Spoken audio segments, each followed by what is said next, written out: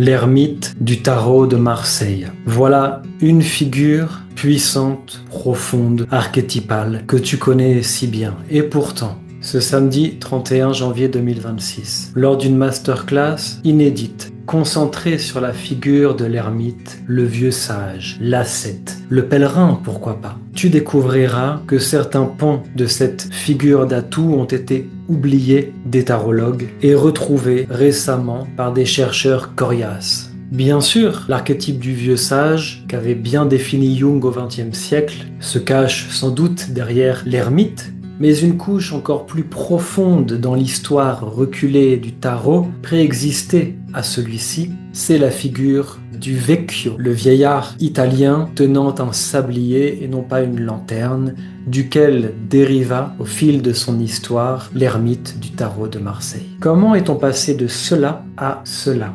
Quelle figure se cache derrière l'ermite du tarot de Marseille? Certains tarologues évoquent Diogène, le philosophe grec antique tenant sa lanterne et cherchant l'homme vrai. C'est sûr qu'on peut voir Diogène dans cette image, mais d'autres ermites des premiers temps de l'Église ou Anachorète du désert égyptien se cachent-ils derrière cette figure de vieil homme?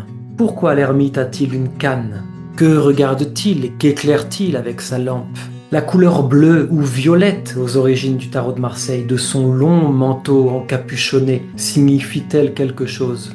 Et ce H à ermite qui apparaît en 1930 dans le tarot publié par Grimaud que vous connaissez bien, d'où vient-il? A-t-il une signification propre, oui ou non? Hermès Trismégiste se cache-t-il derrière ce H, oui ou non?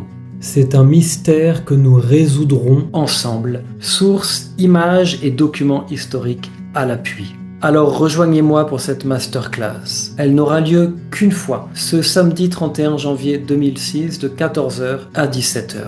Avez-vous visionné les 2 émissions que la célèbre chaîne YouTube Nurea TV m'a consacrées dernièrement? Ma méthode historique, ma méthode pratique et sur l'art du tirage. Si vous ne l'avez pas encore fait, c'est l'occasion. Ces 2 émissions sont libres d'accès et cumulent aujourd'hui plus de 23 000 vues.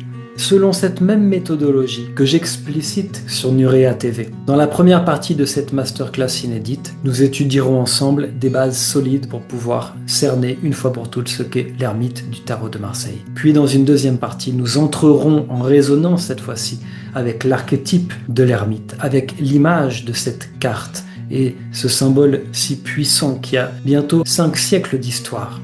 Première partie théorique, deuxième partie pratique. En 3 heures, nous aurons expérimenté ensemble tout le pouvoir que renferme le tarot, cet objet insolite que l'on peut à la fois étudier sur un plan historique et rencontrer dans le cadre de séances, de stages, de masterclass.